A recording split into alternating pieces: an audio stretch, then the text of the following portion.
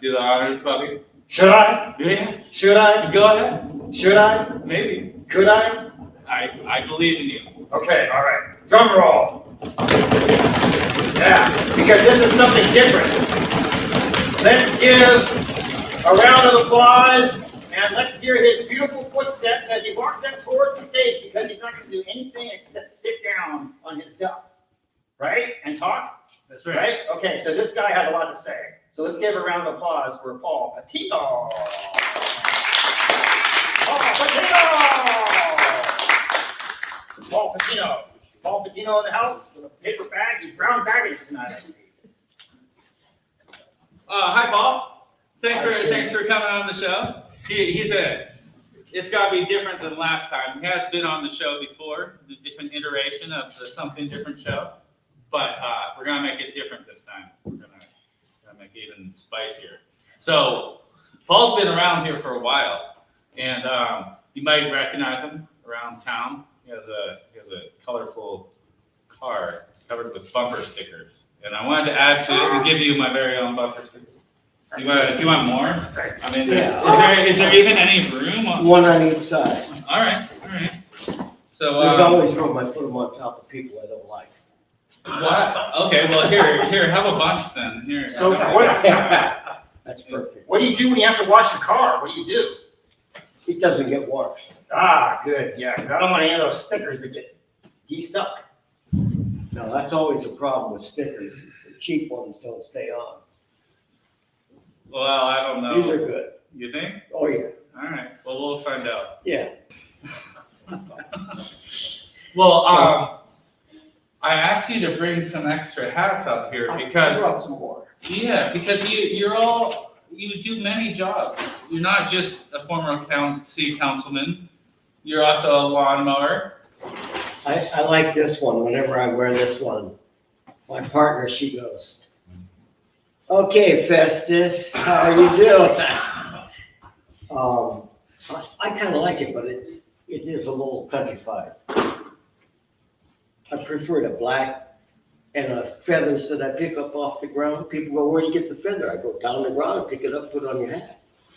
Well, I brought a few of my clown hats, so we can like switch hats together. This one's a little big, so I can do tricks with it. So it fits better. That's a belly dancer hat. Yeah. So, Yeah. so what other hats do you have besides Well, I just got the mowing, the city The council? mowing, What's that one different for? color, just a different color. All right, I got a You're animal a guy that print wears many fez. hats. Fez. Whoa. Yeah, is that, you got more? I have more. And I got the dirty one that when I lean over and eating lunch with somebody, hope stuff doesn't fall into their dinner. That's for mowing. Yeah.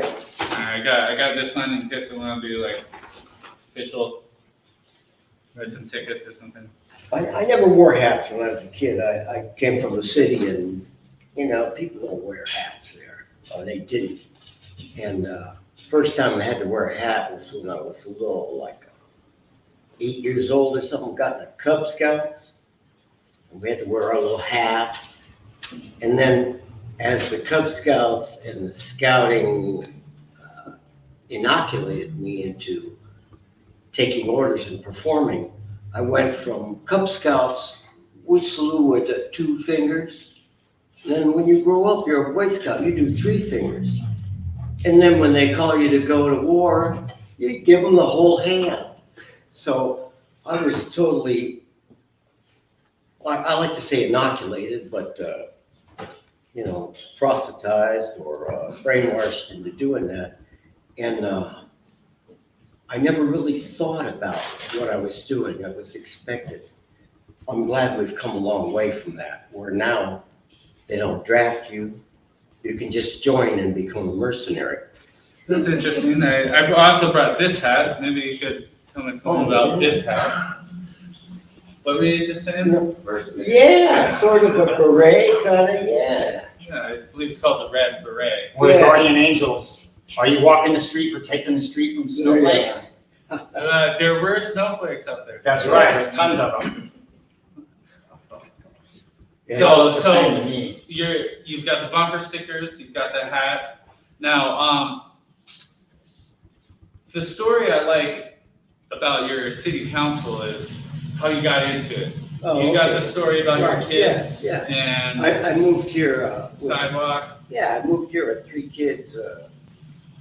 I get into school, like holding a dog back, and I said, that's really not a good way to come in. I mean, it's private property, there's a dog coming after me. So I've got that or get hit making a turn. I said, so what can I do about that? They said, well, go to City Hall, talk to the city. So next time there was a council meeting, I went there and I talked to the Director of Community Development. And I said, so here's the problem. There's no sidewalk on the main way to get to the school, Pacific Union. He looked at me, he said, we don't do sidewalks. I said, holy shit, I've come to the wrong place. Shortly thereafter, I was involved with my partner, Dana, in stopping urban sprawl of 1,000 houses down where the bulk farm is right now. And we formed a little coalition to stop that sprawl. And one of the ladies that was with us decided to run for city council. So she gets on city council. And I said, what can I do for you? She said, get on a committee and help me. And I thought, safety, traffic safety committee. I got on that committee and it took a while, but there is a sidewalk there now. And,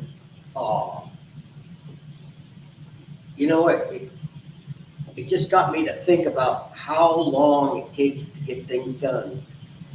Because I think it was 1993 with the sidewalk, and it was probably about 1998 or so before it actually went in. And it got me to understand that if you're pissed off about something, you can get it done. Right? My neighborhood would say, better to be pissed off than be pissed on. And I thought, yeah, you're right. And so I started agitating for other things right after that. Agitating. Yeah. Running for city council, and I thought, what is one thing we don't have in this city? Public restroom. So I made this little card, and I put at the very top, public restroom, downtown Arcata. I campaigned, it went to about 3,000 houses. Only one house, they said, that's a stupid idea. And I said, thanks, I'll see you later. But, that took 2004 to about 2014. It took about 10 years to get that bathroom. And, it told me if you're persistent, you don't give up, you keep pushing, you can get something. Once I was on council, I found out that it takes more than one to get something done. It takes 3 of 5. And I used to come home from the meetings and I'd be pretty disappointed. My partner should say, hey, how you doing there, 1-4? And I'd go, yeah. I said, honey, you ever played 5-card stud? That one covered up. It's the most important one. And that's the way I have to think. I'm that covered up card, and when I flip it, you may all be surprised. So I did a couple of years before I actually could figure out how do you ever get anything done. And I started agitating for other things. I'm always encouraging people that if you want to make a change, you got to get your face out there and push on it. Well, Push it. that's really good So, advice to anyone who wants to join the city council. So between you and Orion, I don't know, maybe someone out here will be motivated to go make change out there. There's one more thing that I wanted to speak to you about that you were able to affect in this community. I'm a caretaker in my day job, and the in-home support services is who I work for. But you were instrumental in taking that program around here and making it unionized and making sure that there's benefits for the people that are taking care of people that need help. Right, after I got off council 2008, I had actually at that same time run for county supervisor, and I just didn't understand that even for nonpartisan offices, things are so partisan, they're so split up, so divided. And I was running, at that time I was a member of the Green Party, which is real small, I still am. And I started to understand that I'm running in that district, we're in the 3rd district here, that's about 70% registered Democrats. And I didn't let that sit in my mind. I thought, well, this is a nonpartisan office, like city council, county supervisor, nonpartisan. So the political parties will leave it alone and let us just run on who we are. And as I was campaigning through Manila and Myrtletown and different parts of the 3rd district where I didn't know many people, I thought, go where you don't know people. And I was walking down the street and there was a sign for one guy who was running against me on this side, and on the other side, somebody else. And I thought, God, this just makes my stomach turn to see that people have these signs, and they probably have never met these people, have no idea who they are, and they probably never went to their door. So I thought, well, you know, people will still understand that you're voting for the person, not whatever party they happen to belong to. And as I campaigned, I realized that, you know, this is kind of like a Titanic, and I'm hanging at the top, hoping to stay alive. And the partisanship, the putting people down because they weren't part of your political party, made me so upset in my stomach. I thought, I'm sick of this. So I didn't run again. I took a break. Now my partner got Lyme disease and needed to have care constantly. And so it was great that I got off. And in the meantime, I thought, there's a few things that I really want here that I didn't effectively get on city council. I want to see the bus run on Sunday, Yeah, you know, yeah. and I wanted to see the IHHS workers get a unionized contract with Yeah. the county. And so I worked on that, and And rent control for trailer parks? well, that came later. That's right. Actually, yeah. One other thing that happened was one day I was walking to the council meeting because I only live a few blocks away. I was walking to the council meeting, had a suit on, you know, tie, whatever. Got my bag full of friggin' notes, and I'm cutting through this little dirty park in my neighborhood that was just trashed, never taken care of. And I was in the middle of the park walking through it. This lady walked up to me. She said, "Say, you're somebody. You like dressed up." I said, "Yeah, right." I said, "Yeah, I'm somebody." Yeah. She goes, "I'll bet you are. Who are you?" I said, "I'm Paul Patino. I'm one of your city council members." She said, "You ought to be ashamed of yourself." I said, "Really?" She says, "Look at the park you're standing in." And I said, "Yeah, it's a piece of crap." She said, "You know, it's a city park, and you ought to be responsible for fixing it up." And all the way into that meeting, I thought, Jesus, how do we do that? We got a parks committee, you know, whatever. And right about a year or so later, we did a parks master plan, and I got to go around with a consultant. And we went to many different parks. And I took a couple of days off, and I went to every park in the city of Arcata. There's like 26 parks in this small town.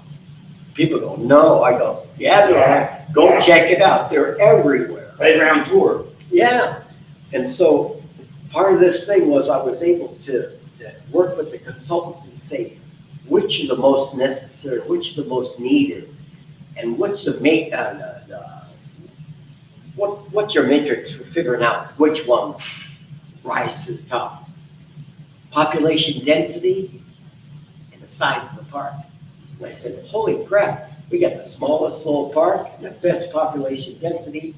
And so I started pushing on it, and that park's been redone. You read the newspapers, like San Francisco's trying to build a public restroom for $1 million. I mean, we bought that Portland Loo.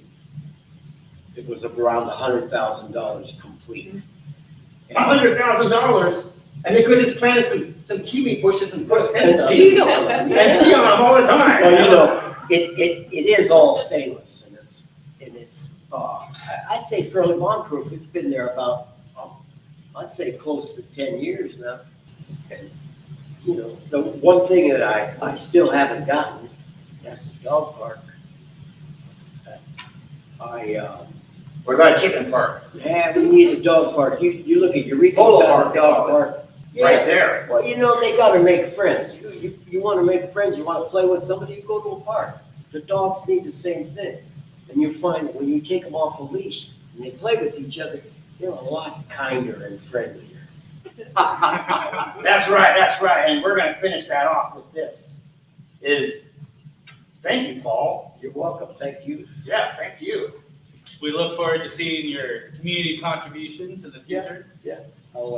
I still wanna see the dog park happen, and I think that we eventually can get that once we have 3 people on the council that say, there's where it goes, and we get it. And one dog. One dog. Thank you. Yeah. Round of applause for all that everyone. Yes, thank you. Don't forget your taxes.